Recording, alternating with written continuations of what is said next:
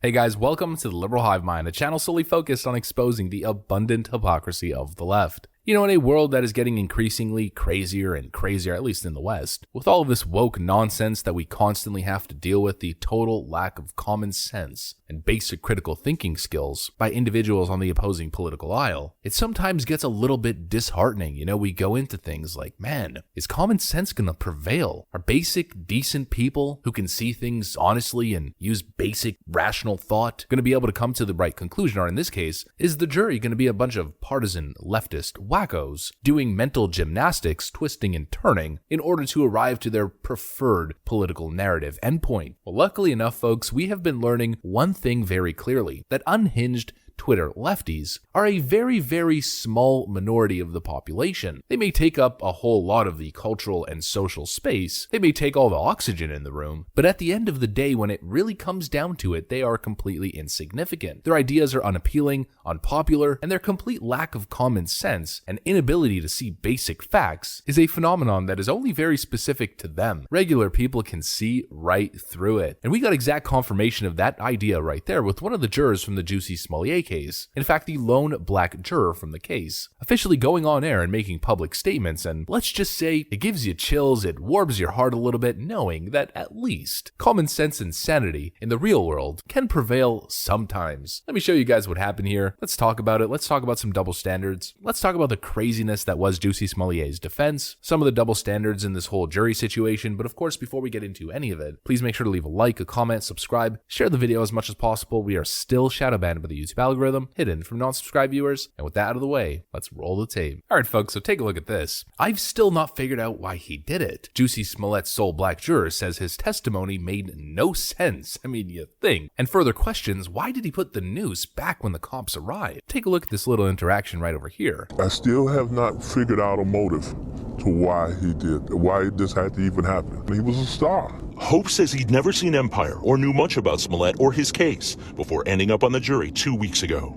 I was shocked. I was completely shocked that I was even picked. At that point, I took it very seriously. The 63-year-old Bellwood resident and retired Cook County Forest Preserves employee who's married with 2 sons around Smollett's age says the actor's claim that the Osindero brothers attacked him for real simply made no sense. 2 o'clock in the morning, cold outside. When you just use your common sense as what's there, yeah, it didn't add up. Hope says the noose used in the staged attack was a critical piece of evidence. After wearing the rope home, Smollett claimed he took it off, then put it on for police to see. As an African-American person, I'm not putting that noose back on at all. Hope says the jury never argued, was never deadlocked, and simply took its time to be thorough during 9.5 hours of deliberations. He praised his fellow jurors, but said it was disappointing that he was the lone African-American on the panel. How can we say that this is a jury of your peers when there's only one African-American? And there were plenty there, so you could have got 2, 3, 4 African-Americans can handle the truth too, and we can give an impartial judgment on a case. This right here, folks, is why identity politics is garbage. You know, the left is always trying to make everything racial, just like they did with Kyle Rittenhouse. Well, what if he was black? Well, you probably wouldn't have supported him then. No, dummy. Of course I would have. Probably even more, considering he'd be a based black Chad that needed protection against the hateful leftist mob that would go after him. This idea that based on race and skin color that you're supposed to stand up for people and side with people just because they share immutable characteristics that you do is so dumb it's not even funny. I mean, you have Black Lives Matter and Twitter lefties all over the place claiming that if Jussie Smollett is found guilty on all charges, then it's just more proof of the racist justice system at work. What racist justice system? The guy that is telling you that the whole thing made no sense, the guy who's saying that he unequivocally, without a shadow of a